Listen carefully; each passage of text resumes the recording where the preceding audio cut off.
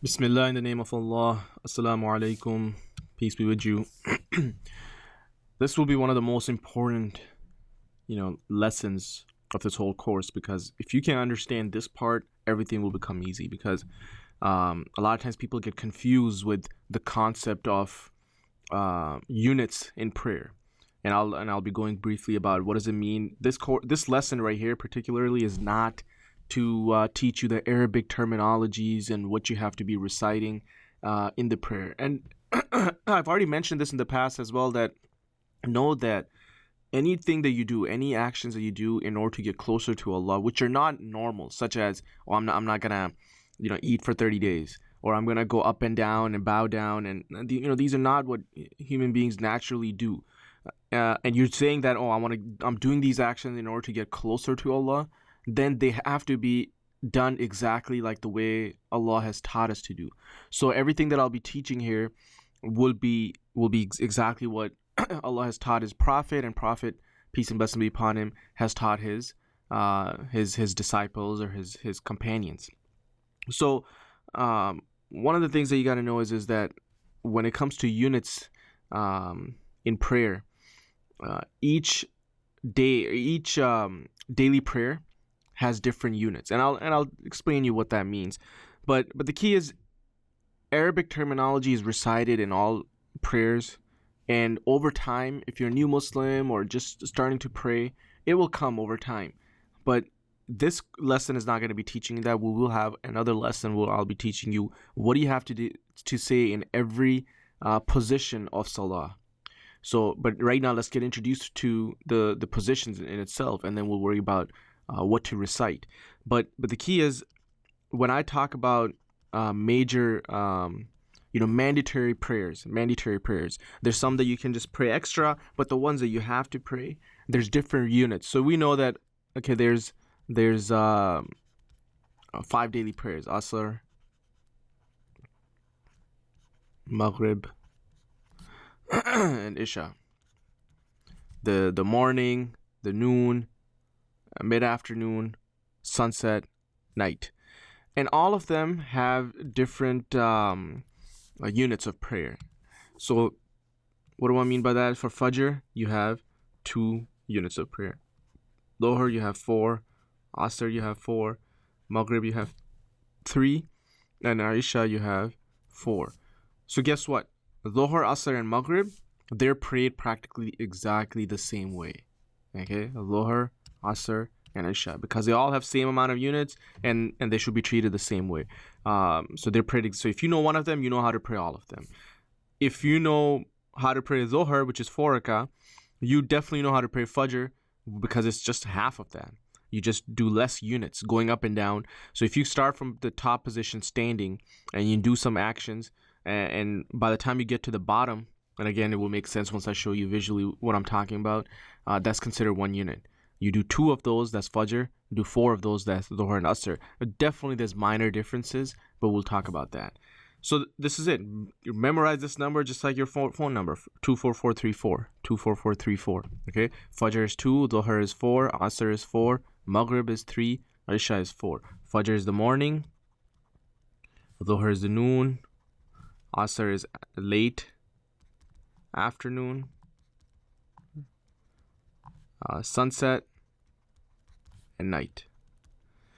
Now, how does the each unit look like? Okay, what do I mean by unit? So let's look at a person praying.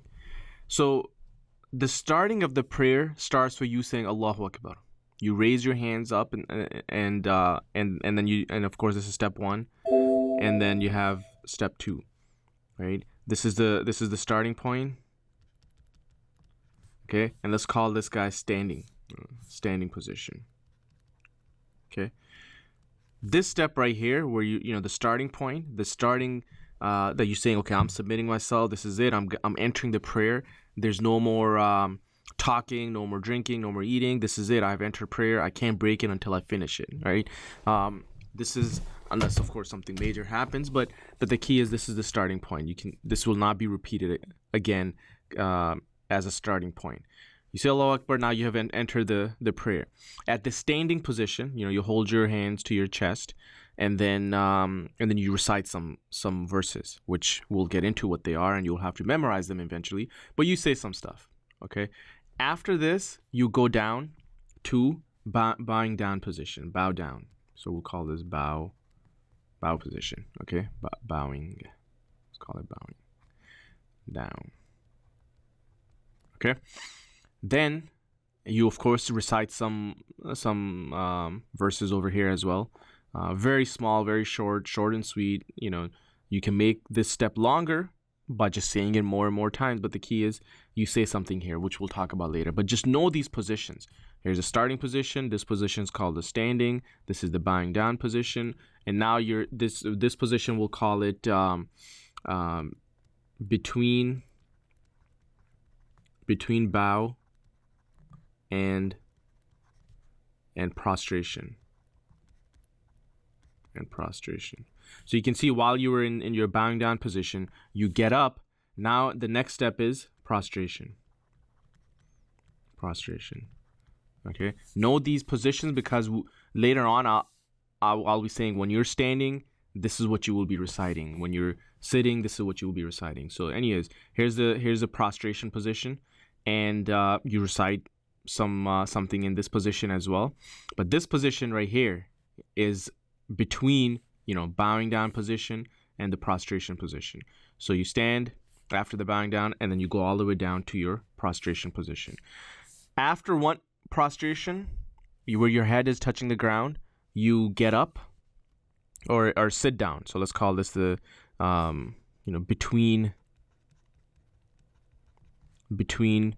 two prostrations. This is a position which we're calling between two prostrations. Okay, where your head touches the ground. So because you can see, this is prostration number 1, and then you also have prostration number 2. Okay, so same thing. You're reciting something over here, and now you sit down over here. Sitting position. Let's call it sitting position. Now at this point, you have to ask yourself, okay, so this is the end of first rak'ah. This is it. You can see very simple steps. You start by saying Allahu Akbar, and then you start at the standing position, then you go to bowing down position, then there's a position between bowing and prostration, which is pretty much your standing. Then you go down to prostration number 1, position between the two prostrations, prostration number 2, and then you have the sitting position. At this point, you ask yourself, is this my first rak'ah? And meaning the unit. Okay, so know these terminologies. Rak'ah is equal to unit. Okay, as I said, 2 4 4 3 4. So let's say you're praying Fajr. You come down over here and you say, okay, you know what? I still have to do two. I have another rak'ah left. Then you get up, and remember, this position you ignore because this is only done at the starting position. So you come back at the standing position.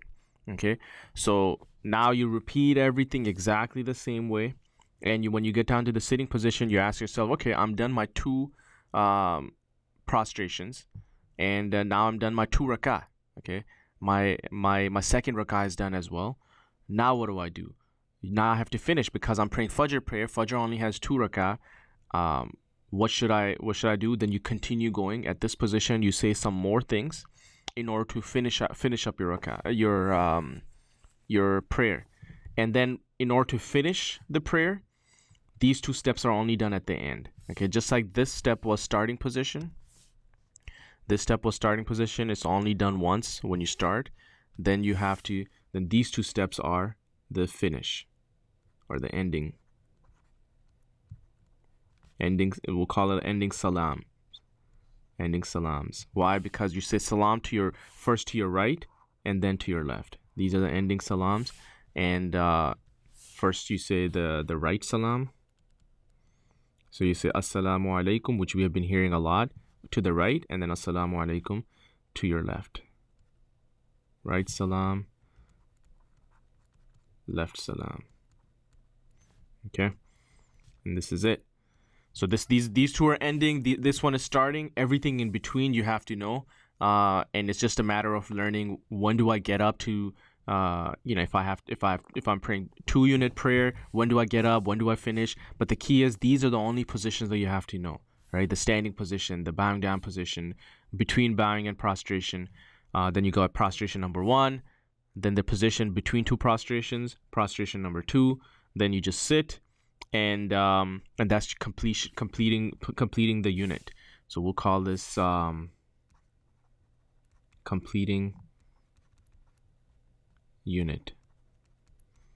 This is basically the end of one unit right here. And then you have to ask yourself, is it my second rak'ah or is it my fourth rak'ah? Am I supposed to be finishing my salah or not? If yes, you keep on reciting some more verses, and then you end with these 2 positions, just looking towards your right and then to your left. But now the next step would be, let's learn what do we say in each position. Now that you know what is considered one unit, going up and down and doing those 2 prostrations, sitting, that's your one unit. You have to do 2 or 3 or 4 units. How is everything different? What do I have to recite in each unit? We'll talk about that in our next lesson.